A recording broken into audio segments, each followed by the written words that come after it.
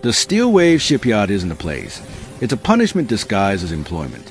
Everything smells like burnt metal, coffee that died 3 shifts ago, and ambition that never made it out of HR. On any given morning, the soundtrack of this industrial madhouse includes a chorus of clanging steel, forklift beeps that sound like dying ducks, and someone swearing that a wrench just stole their finger.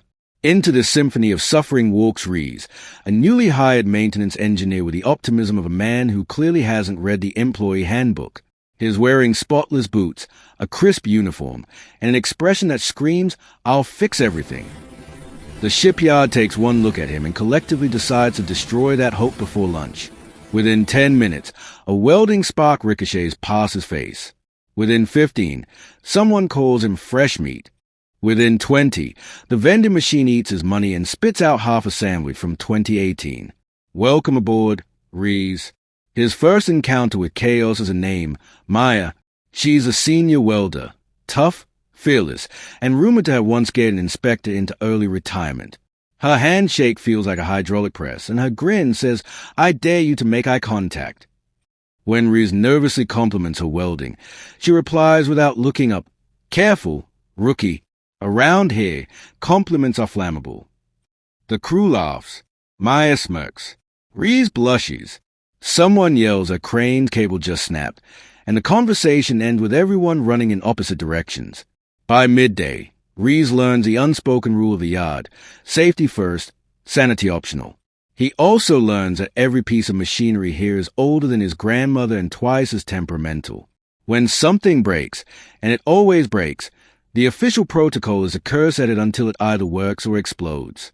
The shipyard's foreman, Captain Imran, insists on being called Captain, even though the closest thing is Captain lately is a meeting. He communicates entirely in metaphors. If the hull leaks, patch it like your marriage. If it sparks, that's passion. If it's quiet, it's plotting against you.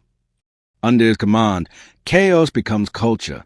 By sunset, Rizzy's gloves are shredded, his ego dented, and his respect for physics permanently altered. Yet somewhere between the noise, sarcasm, and grease, he finds a strange kind of peace. Because in this steel graveyard, failure isn't shameful. It's daily cardio. Everyone survives by laughing first and crying later, preferably behind a cargo crate where the CCTV can't see. That night, as the lights flicker and the air smells like lightning and diesel, Rees overhears 2 workers arguing about whether ghosts of sunk ships haunt the dry dock. One swears he saw a shadow moving under the hull. The other blames it on leftover rum. Rees just laughs quietly, realizing that in this place, the line between haunted and alive is thinner than a welding spark. He heads home exhausted, reeking of oil, wondering if it's lucky or cursed. The shipyard doesn't care. It hums. It moans. It belches smoke. And somewhere deep in its metal heart, it welcomes another fool into the madness that a week later, Rees has adjusted. Translation: he now swears fluently in 3 dialect of machinery and can identify 20 kinds of panic by sound alone.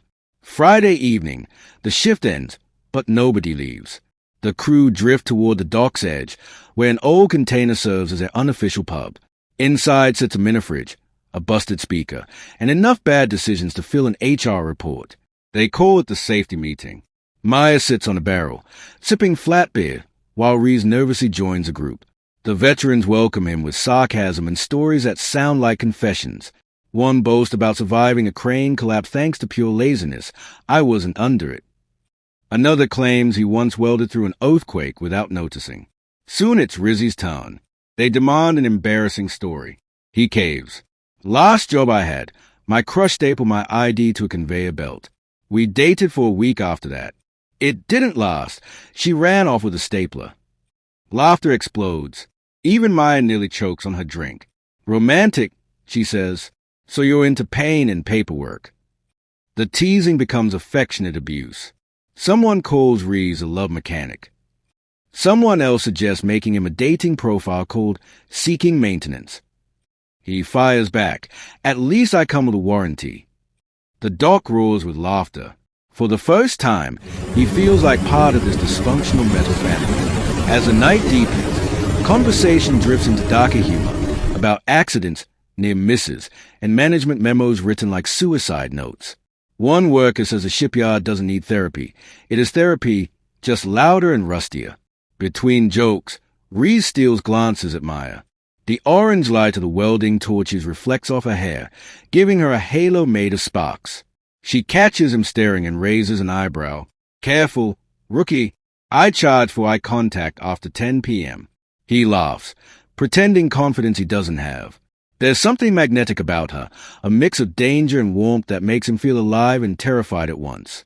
Then, as if summoned by irony, the power cuts out. Total blackout. The entire shipyard plunges into darkness. Someone curses, someone trips over a hose, and somewhere a seagull screams like it's part of a horror movie soundtrack. Flashlights click on. Maya grabs one and heads toward the generator shed. Reese follows instinctively, half to help, half to escape the drunk philosophers behind him. Inside the shed, the air is thick with diesel and sweat.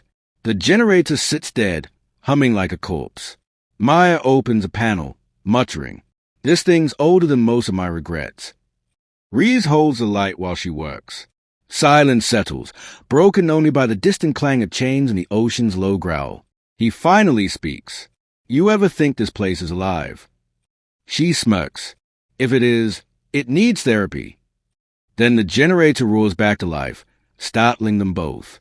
The lights flicker on, revealing her face inches from his. For a second, the world feels absurdly cinematic, the kind of moment that should come with violins and terrible decisions. Maya grins, stepping back. "Congratulations, rookie. You survived your first blackout. Next time, bring snacks." As they walk out, the crew cheers. Someone shouts, "Power's back," but Reese short-circuited. He laughs with them, hiding his embarrassment under a smirk. The night resumes its chaos. Music, smoke, laughter echoing off the steel walls. But deep down, something has shifted. The shipyard still stinks of oil and despair, but now it also hums with possibility. And maybe, just maybe, the sound of two people starting to understand each other through noise, nonsense, and shared exhaustion.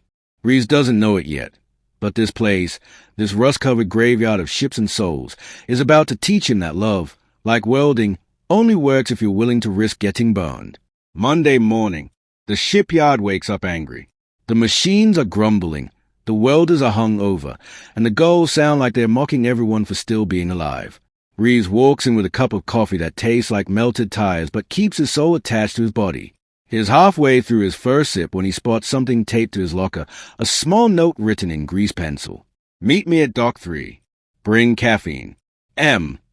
Riz's heart does a triple backflip. He spends 5 minutes trying to decide whether to date or a death threat. At Dock 3, Maya's already there, standing on a steel beam like she owns gravity. The morning light bounces off a welding mask, turning her into something between a goddess and a hazard sign. She gestures at a leaking coolant pipe and says, "Congratulations, you've just been promoted to assistant to the problem." Reese laughs nervously. "Wow, my career's really skyrocketing." They start working side by side, surrounded by the clanging rhythm of tools. Steam hisses, sparks dance, and every sentence they exchange sounds suspiciously like flirting. Maya, hold that pipe steady. Reese, trying, but it keeps shaking around you. Maya, blame physics. Reese, I blame chemistry. She rolls her eyes, but there's a small grin hiding behind the sarcasm. As they fix the leak, Reese starts noticing little things. The scar near her wrist, the way she hums old songs off-key, how she never admits when she's tired. Maya, in return, notices how Reese keeps talking to the ship like it's a living being. He calls it Steel Baby. She thinks is insane, in a charming, mildly concerning way. Then it happens. A small valve breaks loose, spraying coolant everywhere. In 5 seconds, both of them are drenched and cursing like poets. Maya bursts into laughter. Reese looks at her and starts laughing too, the kind of laugh that makes pain feel like oxygen. Through the chaos, Maya yells, "You wanted passion? Here's pressure." Reese shouts back, "First date's going great." By the time they stop the leak, they are soaked, exhausted, and weirdly closer. Later, in the break area, Reese hands Maya his jacket. It smells like engine oil and stubbornness. She accepts it without a word, sips his coffee, and mutters, "You're not bad, rookie, stupid, but not bad. That's the closest thing to affection the shipyard's ever heard. Rumors spread faster than fuel leaks. Within a day, everyone convinced Rees and Maya are a thing. Workers start placing bets. Will it end in marriage or a workplace accident? The odds are even. Captain Imran corners Rees and says, "Son, love's like welding. Too hot, and you'll melt the wrong parts." Rees just nods, wondering if that advice or prophecy. The shipyard hums louder that week. The jokes are sharper, the gossip juicier, and somehow the machines seem to break down in more romantic places. It's like the whole place has decided to become a wingman. But under the humor, something real starts growing, a mix of mutual respect and mutual emotional damage. They are both broken in their own ways, and somehow that's exactly why it works. Days turn into weeks. The shipyard becomes a second home, loud, dangerous, but weirdly comforting. By now, Rees and Maya's not relationship is an open secret.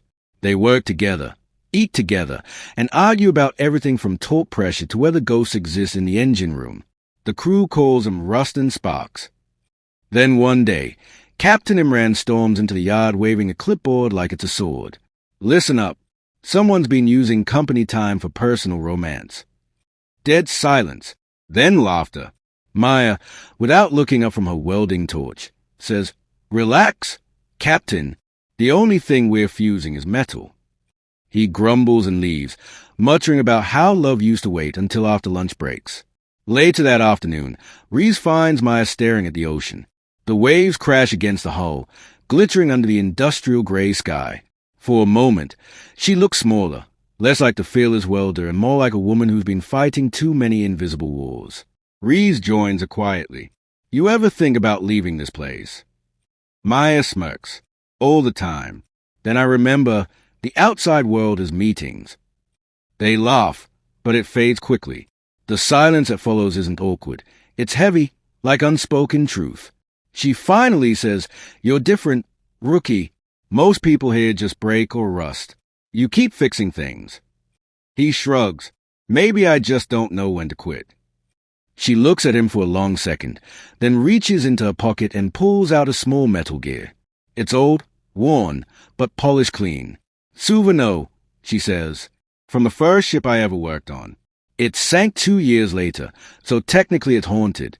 Take it." He holds it carefully, like it's sacred. What's it supposed to remind me of? She smirks. That even the toughest steel needs maintenance. Don't rust, Rees.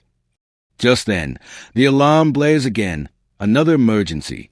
They sprint back, slipping on oil, shouting at machines, laughing through the panic. A loose cargo hook swings past Riz's head, missing him by inches. Maya yells, "You trying to die on company time?" Rees shouts back, "Not before payday." They fix the issue, of course. They always do. That's what this place is. Endless breakdowns, endless repair, endless noise. But it's also where people like them learn to survive chaos by laughing in its face. That evening, as the sun dies behind the cranes, Rees and Maya stand side by side watching sparks fly across the yard. Neither says much. They don't need to. The shipyard has its own language. Metal clanks, engines hum, and every sound says we're still here. Maya finally mutters, "You know, you've grown on me, rookie." Rees grins. "Like rust?" She laughs, the kind that sounds tired and genuine. "Yeah, the kind you can't remove without damaging the good parts." He looks at her, wanting to say something meaningful, but the ship horn blares so loud it steals a moment, perfectly on brand for their story. The narrator's voice fades in as a camera would pan across the yard, faceless, cinematic, gritty. In the shipyard, love doesn't bloom. It welds itself together out of noise, mistakes, and late-night repairs. It's not pretty. It's not gentle. But it's real, just like the people who keep fixing what's already half-sunk. Maya throws her glove at Rees as the lights flicker again. "Power's out. Rookie, you jinxed it." Rees smiles. "Good. Maybe the dark suits us." The screen fades to black, the sound of laughter and engines echoing into the night. In the end, the SteelWave Shipyard didn't just build ships. It built legends, noisy, tired, ridiculous legends who somehow found warmth in all that cold metal.